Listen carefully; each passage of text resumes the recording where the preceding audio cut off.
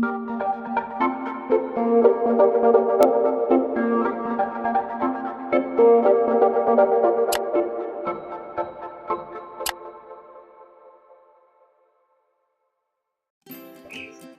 umaga mga ka-tortoise.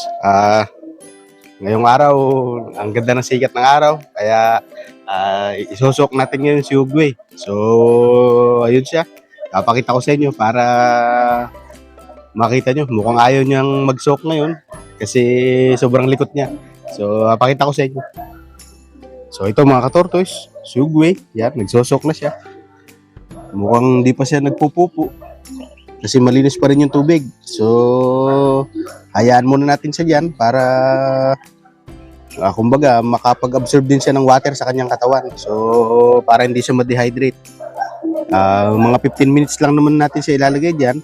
Kung hindi siya magpupupo, wala namang problema kasi mamaya makakaramdam din siya ng pagpupo. So, hayaan lang muna natin siya ngayon para lang hindi siya ma-dehydrate. Kailangan ng tortoise kasi ang soaking at basking. So pagkatapos nito, palalakadin na lang natin si Ugwe dito sa kalsada at kukuha din tayo ng kanyang makakain. So titimbangin ulit natin siya para may record natin yung kanyang naging bigat. So sa hula ko, mga nasa 2 kilo na ito. Ito mga ka-tortoise, kung makikita nyo, yung mga kulay puting yun, yun yung urates kung tawagin. So, inilalabas talaga yun ng mga tortoise sa kanilang katawan para gumana kanilang pakiramdam. So, hindi ko rin alam kung paano nabubuo yun. Pero normal sa tortoise na may nilalabas na ganyan. So, yung mga bago pa lang mag-aalaga na hindi pa alam, huwag kayong matatakot sa ganyan kasi normal yan. So, ito mga tortoise, pinaglalakad ko na si Ugwe. Hindi talaga siya nagpupo ngayon. So, baka mamaya-maya pa siya magpupo. Lakadin natin siya sa init. Ayan, mga tortoise, si Ugwe. Kailangan muna niya maglakad-lakad para ma-stretch ang kanyang katawan. Ang kanyang mga buto.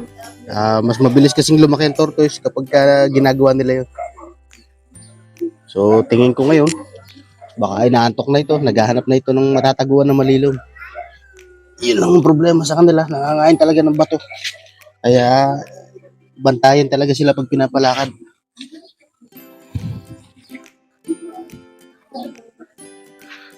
Kumusta mga ka-tortoise? Sa mapagpalang araw sa atin. So, narito ngayon si Ugwe, ang ating tortoise. Ito. Hindi tayo makapag-vlog dun sa loob ng bahay kasi may bisita. So, pinili ko na dito na lang muna sa labas para rin si Ugwe ay maarawan. So, isusok natin siya.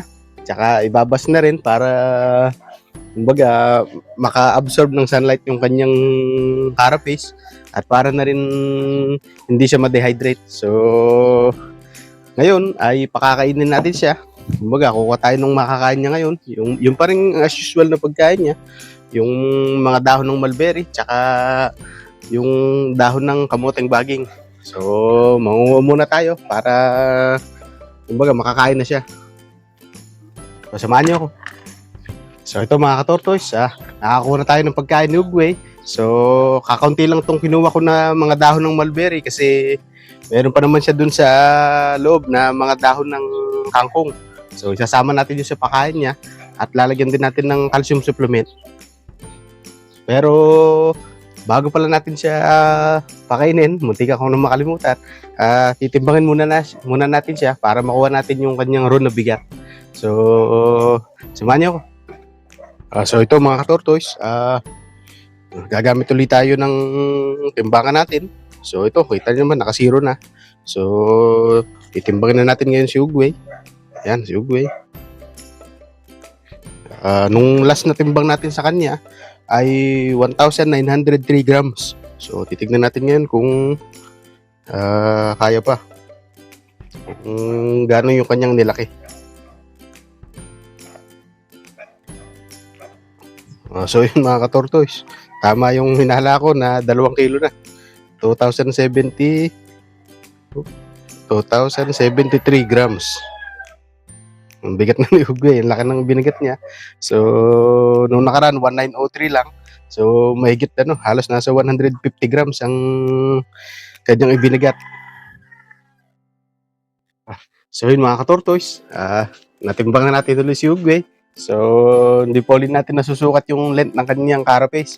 So sa susunod siguro, susukatin na natin para kumbaga ma-record din natin. So ang bilis niya lumaki. Ang laki ng ibinagat niya ngayong week. So mga nasa mahigit 150 grams. So hindi magtatagal ay dambuhala na ito. So basta ang kagandahan naman dito sa amin ay marami naman pagkukunan ng pagkain, kaya hindi naman siya magugutom dito. So maayos din naman yung kanyang tulugan tsaka yung kanyang pinaglalakadan. Kumbaga safe na safe siya dito sa amin. So sa mga gustong mag-alaga, bili na rin kayo kasi basta maalagaan natin ng ayos para hindi kawawa ang ating tortoise. So maigi din itong pantanggal stress kasi ang cute niyang tingnan. So yun lamang muna mga ka-tortoise. Kailangan ko nang pakainin si Ugwe ngayon kasi siguradong gutom na ito para kumbaga makapaglakad-lakad na din siya sa loob ng bahay namin para siya makahanap na ng kanyang pwesto. So ang tortoise malakas ang kanyang memory kasi pansin ko dito kay Ugwe, ang kanyang pwesto ay palaging iisa lang. Kumbaga lagi siyang nandoon sa ilalim ng aming hagdan. So yun lamang muna ngayon mga ka-tortoise. Maraming salamat sa inyong panonood. Please like and subscribe.